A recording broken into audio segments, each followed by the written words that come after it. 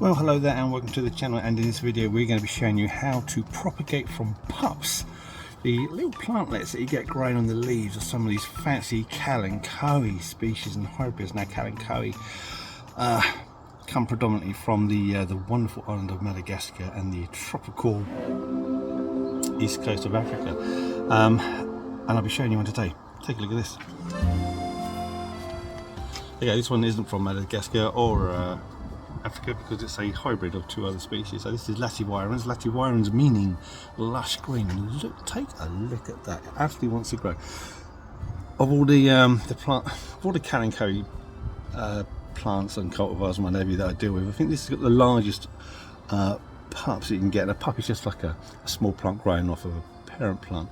And look at this, it's so vigorous. And not only do the leaves of this plant have pups growing off the leaves, but even the leaves of the pups have pups growing off the leaves. So look at that, and all this fruit. So very easy to grow. I mean, it's, you can see it's growing straight off the plant. So what I'll do, we'll set up and I'll show you exactly how to do this. And believe me, some are easier, some are more difficult to do, but you know what, you can do them all. Let me show you what we got. Come on then. Right, so we have a selection of Kalanchoe here. We've got the laetivirens that we showed you just a minute ago. We've got daigremontiana, which is this one here. That's delagoensis, which pretty much has the smallest of the pups on its stems. And then this one here, which you don't see very often, this is pink butterflies, which did actually have some damage on this, which is why the centre's growing a bit weird. But what you want to know is, how do you take the pups? Well, it's very simple. You just take it off. So if we look at one of these, it's in here. Let me know when you can see that, all right, Lorna? Okay. Yeah, and it just pops off. Very simple. That is it. And you could actually plant that. It will grow at that point. But we're going to do one a bit easier. I'm going to take one of these, simply because, so you want a big one, it just snaps off. And you got all the root ready to go, so it's really easy. Well, we just put this down to one side. When it comes to compost, any multi-purpose compost will do. It's more about the size of the container that's more important, because they like to be kept reliably moist while they're setting their new roots in. So if you use something like this, like a modular seed tray, they do tend to dry out quite quickly because there's only a small amount of soil in the pot.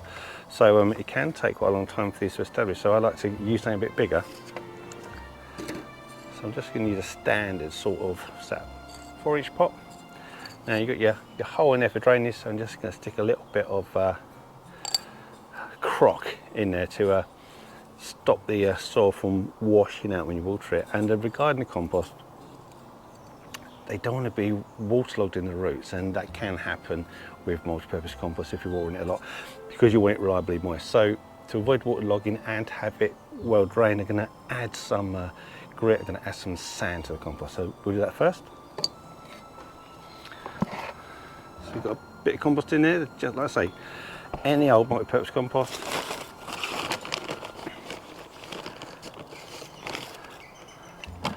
And I'm going to add like another third horticultural grit to that. Okay. Or grit sand. So you can see it is mostly sandy, but you do have these little bits of grit in it, which makes it perfect for improving the drainage. I'll just mix it up.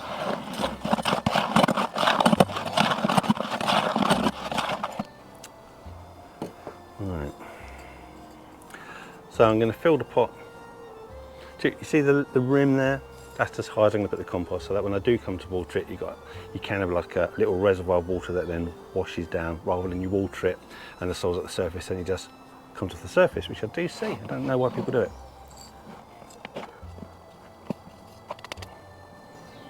There we go.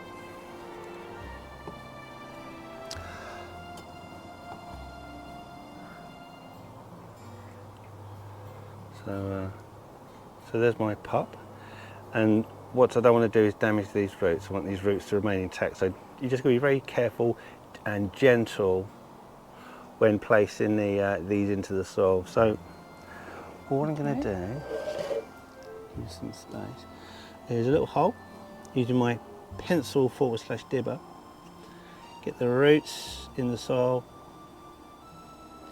on top there, and compact it around the outside.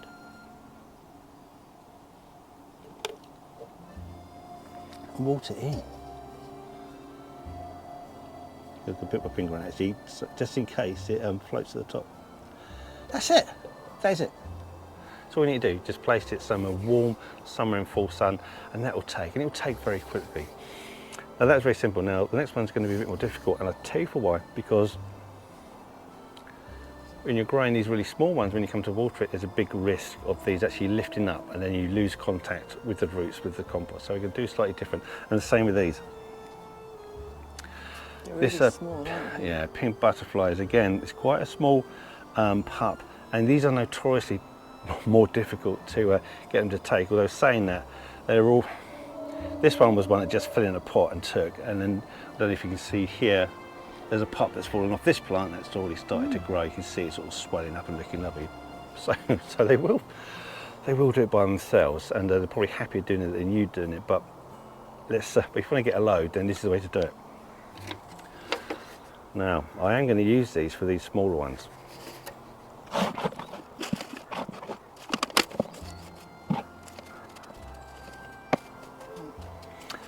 We'll just check the corners, make sure that there's no... Right, and we're going to use the delagoensis, which is this one here. And I have seen, I don't know if you can see, you've already got... You don't often see these ones rooting, but these are rooting. So let's not make things difficult for us. We'll take some of these. And again, they just break off really easily. Take a couple more off there. I need 6. Let's have a look.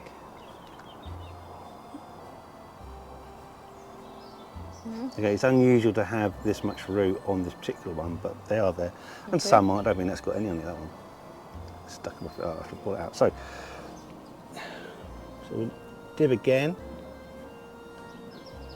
Actually, that's got a lot of roots. A nice deep dib there.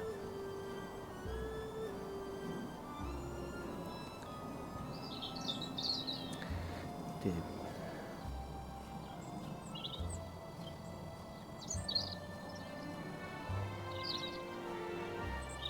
There's no root on that one anyway, so just going to press that into the surface, and we'll take another one.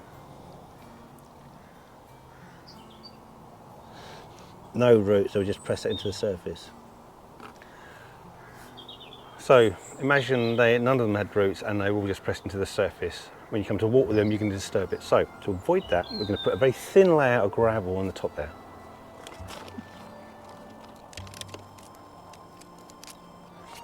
What we're trying to achieve is have it thick enough so that these pups don't raise off or lift off the soil when you come to water, but thin enough so that light can actually get in and reach the foliage.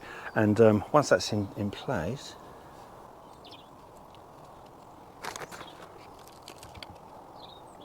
we gently water it in, and as you can see, very little movement. And there you have it. And these ones that I showed you, all of these are ones that we took earlier, and you can see how easily they take. They've taken, and now they're making their own babies, and that's how at least I propagate these Kalanchoes from the pups. But if you've got anything you'd like to add, any great tips of improved technique, to be honest with you, they are so easy to do. They're really, it's a good place to start.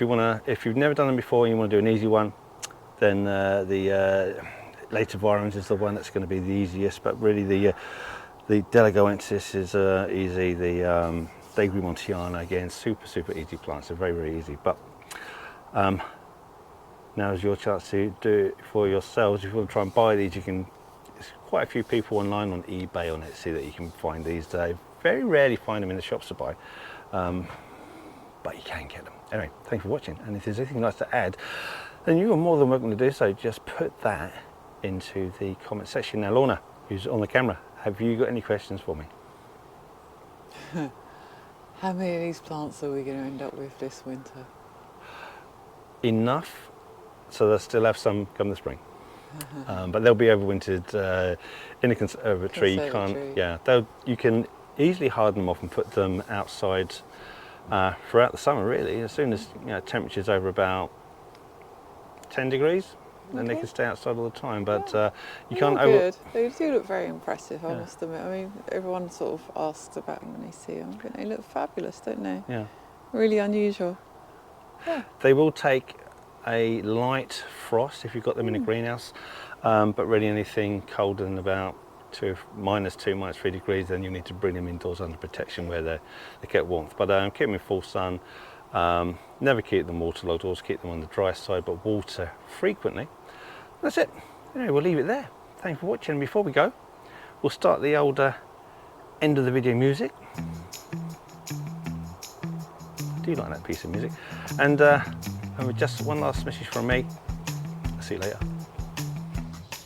Right, now, just before you go, if you want to see more content, more behind the scenes stuff, and images that I've taken of some weird freaky plants over the years, then you're in luck, because we have created an Instagram page. So you can find the link in our description, you can find the link on our main page, and if I'm clever enough I might be able to get a link somewhere up there. Anyway, thank you for watching, and if you want to see more YouTube stuff, then check out this video here. That's quite a good one. And if it doesn't float your boat, then another one right there. And enjoy these while I've still got the strength, imagination and aptitude to make them. Thank you for watching. Goodbye.